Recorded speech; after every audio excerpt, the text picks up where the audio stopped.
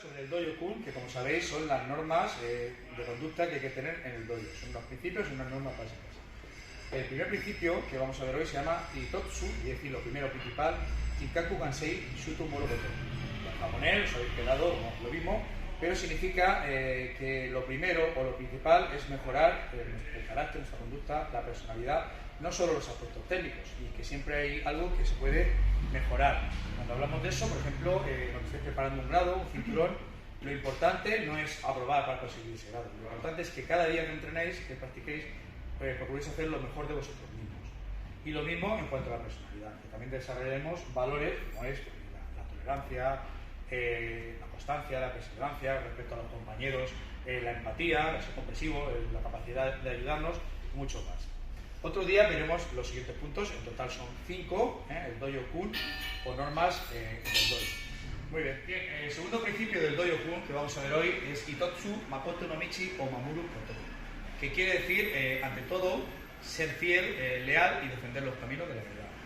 Este principio tiene que ver bastante con el código de los antiguos guerreros, de los samuráis, y es un código de conducta, que se refiere sobre todo que tenemos que ser respetuosos ante el arte, ante nosotros mismos y a Sensei. ¿Cómo? Pues siendo respetuoso, siendo sincero, siendo discreto, no yendo por ahí jactándonos de ser karateca o de ser más fuerte que nadie, y ante todo respetar los caminos de la verdad y de la justicia, no utilizarlo en el mal sentido, sino es un arte de defensa personal. Otro factor que incluye aquí también sería la puntualidad y el aprovechar el tiempo, venir a practicar al máximo y entregarnos a hacerlo. Bueno, pues el próximo día seguiremos viendo el tercer principio. Bien, hoy vamos a hablar del tercer principio del dojo kun, que es Itotsu Ryoku no Seishin o Yashinou Koto, que resumido quería decir que ante todo lo más importante, en igualdad con los demás principios, es cultivar el espíritu de esfuerzo, o sea, el valorar, el conseguir las cosas con nuestros propios medios, con nuestro trabajo, con nuestro esfuerzo, con nuestra dedicación.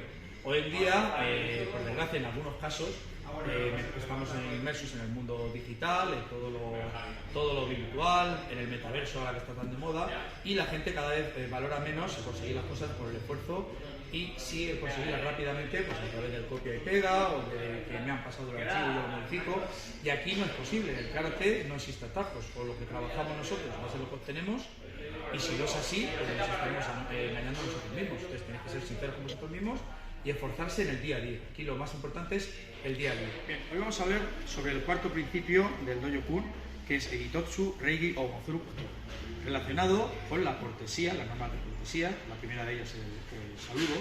El karate empieza y termina siempre con saludo, cualquier principio.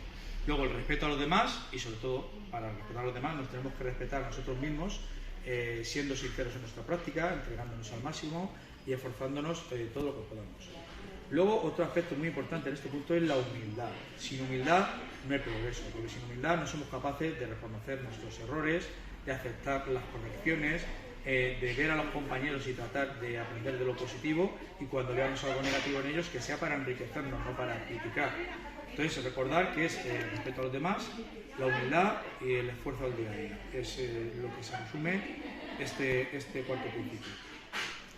Vamos a terminar con los principios del dojo kun, con el quinto, que es Itotsu Kenki no Yu o Imasemuru Koto, y nos habla sobre cultivar el autocontrol, evitar o abstenerse de conductas de violencia.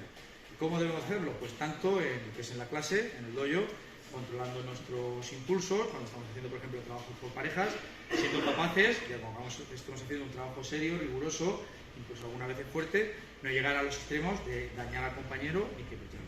Ante cualquier situación de esa, pues es mejor pararse, respirar, tranquilizarse y volver a comenzar. Y qué decir de nuestra vida, de nuestro día a día. A veces una pelea o una discusión se puede evitar simplemente respirando un instante y tratando de dar una respuesta adecuada a la situación, no utilizando la fuerza. Pues con este quinto y último principio acabamos lo que es el